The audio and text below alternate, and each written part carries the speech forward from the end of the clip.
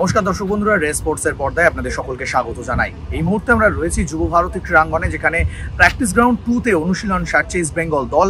ওড়িশা এফসির বিরুদ্ধে অত্যন্ত গুরুত্বপূর্ণ একটা ম্যাচ খেলতে যাবে ইস্ট বেঙ্গল। যে জায়গায় রয়েছে এই মুহূর্তে, তারা 5টা ম্যাচে এখনো পর্যন্ত জয়ের মুখ দেখেনি। অর্থাৎ অস্কার ব্রুজন দায়িত্ব নেওয়ার পর তার প্রথম লক্ষ্য কিন্তু পয়েন্ট সংগ্রহ করা এই লিগ টেবিলে দাঁড়িয়ে। অস্কার ব্রুজোর দায়িত্ব নেওয়ার পরেই কিন্তু তিনি বলেছিলেন যে তার প্রথম লক্ষ্য হবে ইস্টবেঙ্গল ফুটবলারদের যে মানসিকতা হারতে হারতে তলানিতে ঠেকেছে, সেই মানসিকতাটাকে আগে ফিরিয়ে আনা এবং মানসিকভাবে তাদেরকে সুস্থ করে তোলা।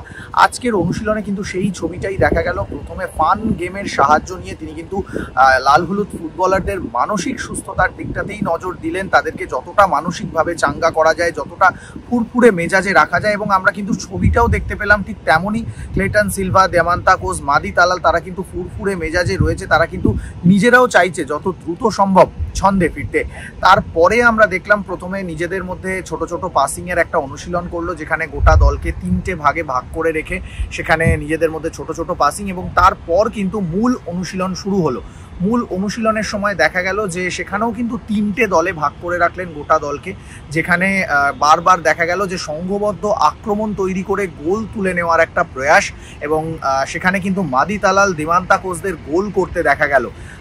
যেটা কিছুদিন ধরেই কানাঘুষো একটা শোনা যাচ্ছিল যে হেক্টর ইউস্তা এবং ক্লেটন সিলভা এই দুজন ফুটবলারকে খুব একটা পছন্দ নয় অস্কার ব্রুজনের। তাই আজকের অনুশীলনে কিন্তু দেখা গেল যে প্রথম একাদশে হেক্টর ইউস্তা এবং ক্লেটন সিলভা নেই, তাদেরকে কিন্তু রিজার্ভে রেখে অনুশীলন করালেন। তার ফলে বোঝা যাচ্ছে যে প্রথম একাদশে হয়তো কিছু বদল আসতে পারে ওড়িশা এফসির বিরুদ্ধে এই ম্যাচটাতে। পাশাপাশি আজকের অনুশীলনে কিন্তু অনুপস্থিত ছিলেন মার্কজো, মহেশ। এরা যেহেতু চোটের আওতায় রয়েছে, ডার্বিতে চোট পেয়েছিলেন মার্কজো, তিনিও কিন্তু আজকের অনুশীলনে উপস্থিত ছিলেন না।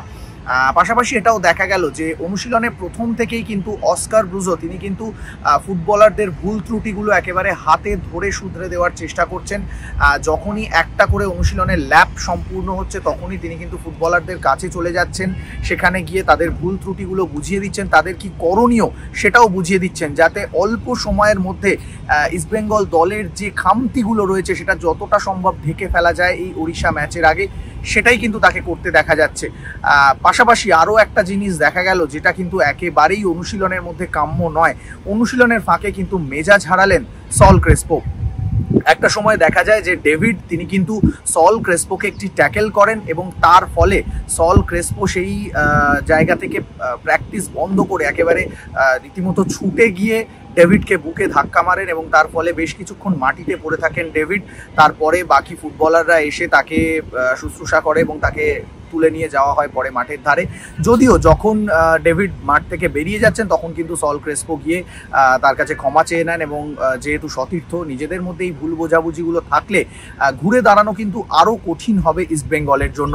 তবে অস্কার ব্রুজন তিনি কিন্তু প্রথম দিন থেকেই চাইছেন যে এই দলটার যে মানসিকতাটা ফিরিয়ে আনা দরকার, যে তার মানসিকতা, আগ্রাসী মনোভাব, সেটাই কিন্তু ফিরিয়ে আনার জন্য চেষ্টা করছেন স্প্যানিশ কোচ। আজকে কিন্তু অনুশীলনে দেখা গেল ডিফেন্সের আরও শক্তি বাড়ানোর জন্য মনতোষ চাকলাদারকে অনুশীলনে যোগ দিতে বলা হয়েছে। তিনি কিন্তু আজকে অনুশীলন করছেন, যদিও প্রথম একাদশে তিনি থাকবেন কিনা সে নিয়ে যথেষ্ট সংশয় আছে। তিনি মূলত রিজার্ভ দলটার সঙ্গেই অনুশীলন করছেন। পাশাপাশি আজকে যেটা দেখা গেল, সৌভিকের বদলে হয়তো জিকসান মাঝমাঠে মূল অস্ত্র হতে পারে অস্কারের দলে। চলুন দেখে নেওয়া যাক আজকের অনুশীলনের টুকরো কিছু মুহূর্ত।